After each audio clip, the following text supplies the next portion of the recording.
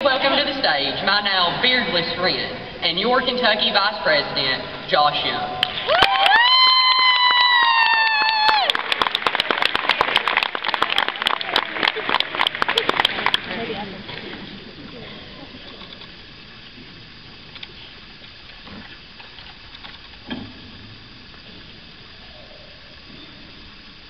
Boom! Life begins. And by life, I mean living creatures. Tiny organisms scattered across a tiny planet in a sea of similar-looking tiny planets that we call the United States. And every little creature on every little planet is different. Every little creature on every little planet has its own identity. It has a name given to it long before it ever came into fruition, and it will carry that name to the grave. But floating throughout the reaches of space and time are other names, unattached to any organism, as if simply for the taking. And your first thought upon seeing these names might be, oh man, I gotta find Horatio McAwesome Pants, I want that name. But these names, they cannot be seeked out. You can only have them gravitate to you, and I learned that my freshman year. So here I am in a required PE class, we're down in the gym, and no one's really doing anything. Basically everyone's just sitting around, or standing around, chit-chatting, and out of the corner of my eye, I see two girls about a dozen feet away from me, and their eyes are intently on me. They are locked in. There's like whispering, gesturing going back and forth, they're like hushed laughter, and I don't know what's going on. Frankly, at this point, I'm starting to feel a little uncomfortable, but me being the timid boy that I am, I don't really do anything about it until one of them does this. Mr. Happy! And it's just laughter from them. And at this point I realize what's going on. I'm wearing this white t-shirt, and on the front, if you're familiar with the books by Roger Hargreaves, there's this character called Mr. Happy. He's these little, like, smiley face with arms and legs. And they must have thought that was funny that I was wearing that shirt. And when I thought about it, yeah, I did realize that I kind of bought the shirt with a little bit of irony. Because even among my parents, I kind of have a reputation of being, well, I always just have this face. And that's just the expression that my face relaxes into. That's my relaxed state. Like if you see me on a park bench eating some ice cream, I'm going to have that face. I'm just relaxing. But they took the irony of it and they just ran with it. Every day it was Mr. Happy, even when I wasn't wearing the shirt. But you know, I played along, you know. When they decided to say you're going to wear the shirt every Friday or we're going to take you out, I decided, you know, I'd play along for their sake. And so I've been wearing the shirt every Friday since, and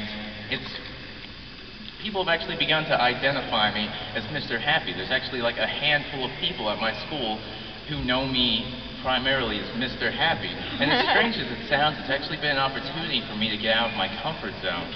I mean, it's made me think about happiness, and I've decided personally that I want to try to keep a positive outlook throughout life. The shirt kind of went along with that. Like if someone was having a bad day, you know, they would look at that shirt and maybe they just kind of chuckle for a second. They'd smile or something, and that'd make them feel a little better. It's the same thing as when you see someone smiling and then you find yourself smiling. I mean, the experts don't lie when they say that positive attitude is contagious. I did the research, I looked it up, I drew some bar graphs, and I came to the consensus that yes, it is a scientific fact, a positive attitude is contagious. So I'm going to make a request here and ask that you really try to incorporate a positive outlook into your own life.